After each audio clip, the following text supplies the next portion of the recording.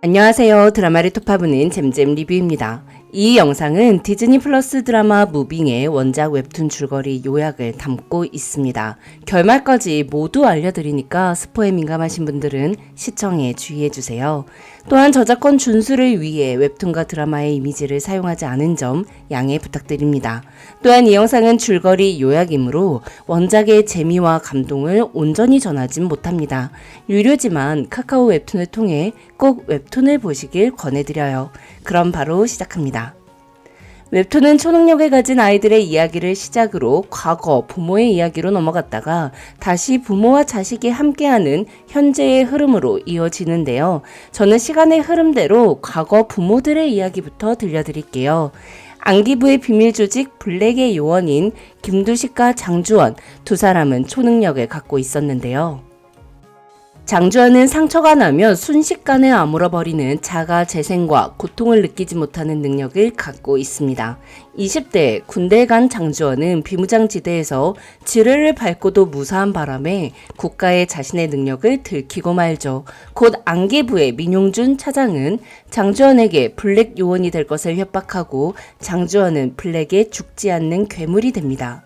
한편 장주원과 한 팀으로 수많은 임무를 함께 수행한 김두식은 장주원보다 먼저 20대 초반부터 블랙으로 활동했는데요.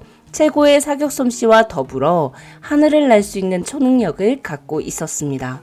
김두식은 하늘을 날 수 있는 능력으로 사람을 구하는 일을 하고 싶었으나 이익에 따라 사람을 죽이는 임무만 하게 되는 블랙에 깊은 회의를 느끼게 됩니다.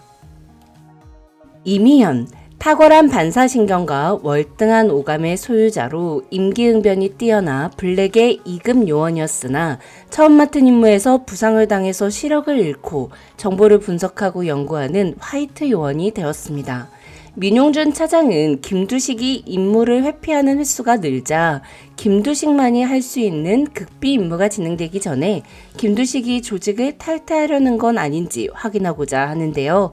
이미연에게 김두식에게 접근하여 그가 어떤 마음을 갖고 있는지 확인하라는 임무를 줍니다.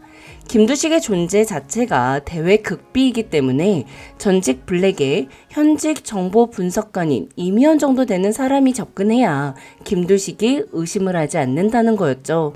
임기응변이 뛰어난 이미연은 자연스럽게 김두식에게 접근했고 곧 속에 있는 이야기를 나누는 사이가 됩니다.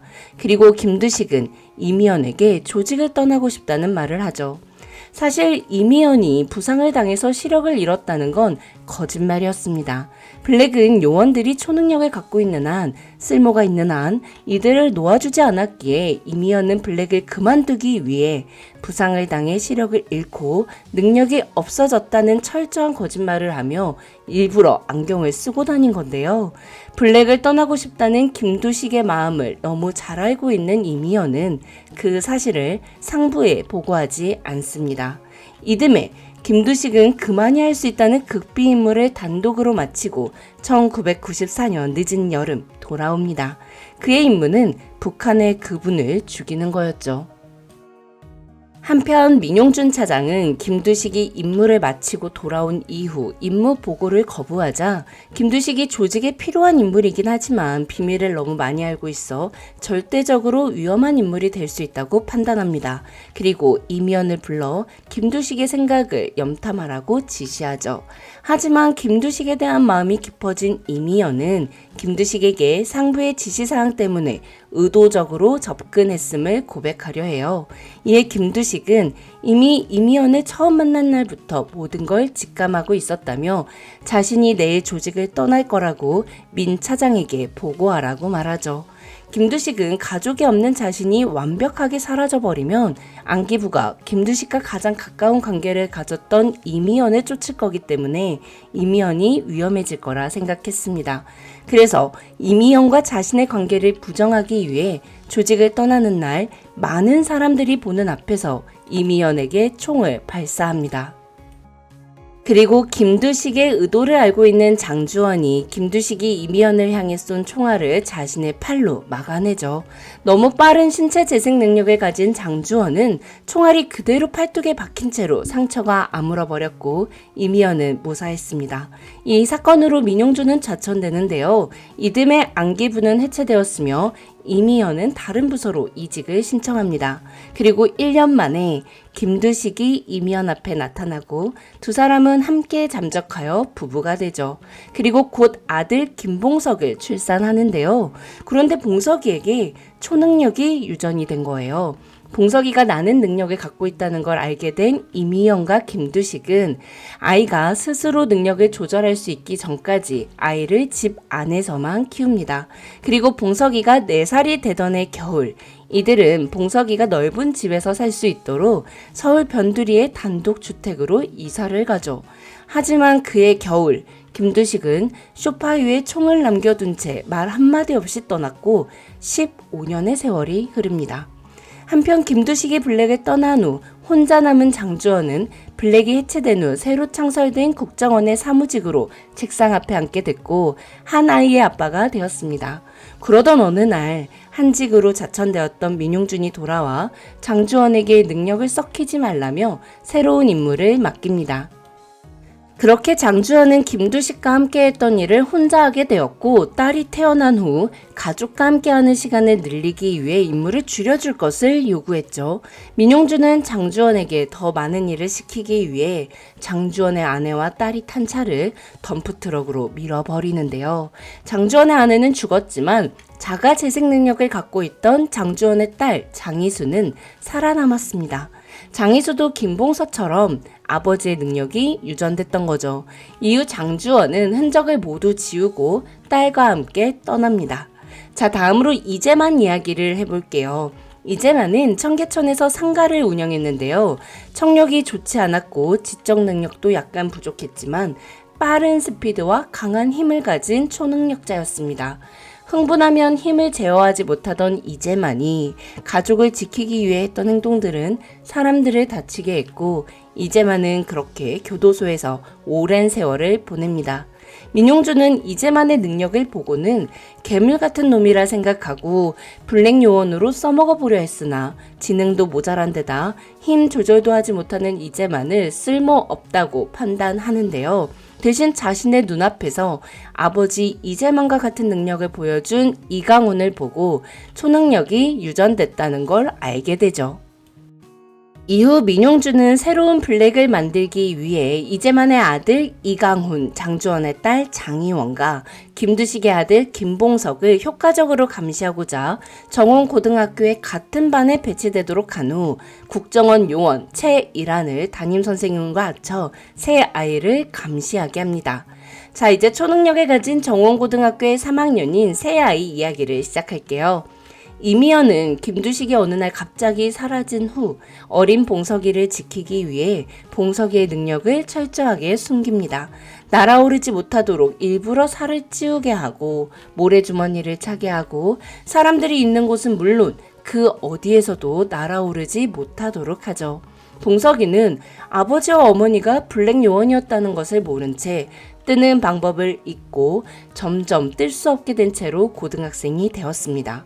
한편 봉석과 같은 반인 희수는 지난 학교에서 집단 구타를 당하던 아이를 구하기 위해 17대 1로 싸우고 자신은 상처 하나 없이 무사했던 자가 재생 능력과 더불어 정의감까지 갖고 있는 아이였는데요. 두 아이는 지각을 하는 바람에 함께 방과 후 청소를 하며 친해졌고 희수에게 좀 멋있어 보이고 싶었던 봉석은 희수 앞에서 떠오르며 자신의 능력을 보여주게 됩니다. 그리고 희수도 자신이 자가재생 능력이 있다는 비밀을 봉석에게 말하죠. 서로의 비밀을 공유한 두 사람은 더욱 친해집니다. 한편 스피드와 파워를 가진 이강훈은 장희수를 좋아하며 희수와 친해진 봉석을 질투하는데요. 그러던 어느 날 체육관에서 농구 골대가 쓰러져 희수를 덮치려던 순간 이강훈이 빠른 속도로 뛰어가 희수를 구하게 되고 이때 현장을 찍은 영상이 정원고등학교 히어로라는 제목으로 인터넷에 올라오게 돼요. 희수의 아빠 장주원과 봉석의 엄마 이미연은 이강훈의 정원고 히어로 영상을 본 후 초능력을 가진 자신의 자식이 다니는 정원고등학교에 또 다른 초능력을 가진 아이가 있다는 걸 수상하게 여깁니다. 그리고 같은 날 학교에 찾아가죠. 그리고 블랙 요원이 되고 싶었던 담임 최일환이 국정원 민용준의 지시로 초능력을 가진 학생들을 관찰하여 비밀리에 초능력자들을 양성하고자 NTDP 파일을 관리하고 있었다는 걸 알게 되었습니다. 그런데 최일환을 감시하는 CCTV가 있는 거예요. 이로써 이미영과 장주환은 민용준 이외의 또 다른 세력이 아이들을 감시하고 있다는 걸 알게 됩니다. 학교에 수많은 CCTV를 설치하고 감시하던 건 북한의 비밀 조직이었습니다. 과거 김두식이 북한으로 단독 임무를 나가 높은 분을 죽인 사건 이후 북한에서는 김두식과 같은 초능력을 가진 비밀 조직을 양성하고 남한에 복수할 날을 기다리며 새 아이를 추적했죠. 민용준이 아이들을 초능력의 쓸모에 관심을 가졌다면 북한의 비밀 조직 요원들은 초능력을 가진 아이들의 제거에 관심을 가진 건데요. 북한의 비밀 조직 요원들은 군대에 묶여 있어 자녀가 없었기에 초능력을 가진 남한의 2세대들을 회유하거나 제거해서 후환을 없애고자 한 거죠. 초능력을 가진 아이들의 부모들이 학교에 나타나자 정원고등학교에 잠입해 있던 북한의 첩자는 비밀 조직 요원들에게 낌새가 심상치 않음을 알리고 그날 밤 그들은 정원고등학교에서 김봉석과 장희수, 이강훈의 능력을 테스트한 뒤 제거하려고 합니다. 북한의 비밀조직 요원은 총 5명으로 구성되어 있습니다. 민용준 차장처럼 이 조직을 총괄하는 김덕윤, 자가 재생 능력을 가진 권용득, 뛰어난 사격 실력을 가진 배재학, 하늘을 날 수 있는 정준화, 맨손으로 사람을 죽일 만한 힘을 가진 박찬일, 이렇게 북한의 초능력자들과 2대에 걸친 남한의 초능력자들 간의 대결이 펼쳐지는데요. 사실 이 대결이 무빙의 완전 하이라이트라고 볼 수 있어요. 그러니 이 부분은 31회부터 50회까지 꼭 웹툰으로 한번 보세요. 처음엔 욕이 나올 정도로 소름이 돋다가 나중에 감동으로 눈물 콧물 질질 흘리실 거예요. 일단 아주 간략하게 결론만 말씀드리면 하늘을 나는 북한 요원이 장희수가 자가재생 능력이 있는지 확인하기 위해 체육관 2층 난간에서 떨어뜨리고 이를 봉석이가 처음으로 날아 올라서 희수를 구합니다. 시력이 멀쩡했지만 자신의 능력을 숨기기 위해 아직도 안경을 쓰고 다니던 이미연은 안경을 벗고 칠흑 같은 어둠 속에서 적들의 귀, 손가락 등을 총으로 날려버리죠. 장주원은 적들이 쏘는 모든 총알을 자신의 몸으로 받아냅니다. 이제만은 과거 분노할 때마다 교도소에 갔기 때문에 아들 곁에 있기 위해 화를 낼 줄 모르는 사람이 되어 있었지만 강훈이가 위험에 처하자 분노하고 능력을 마음껏 발휘하는데요.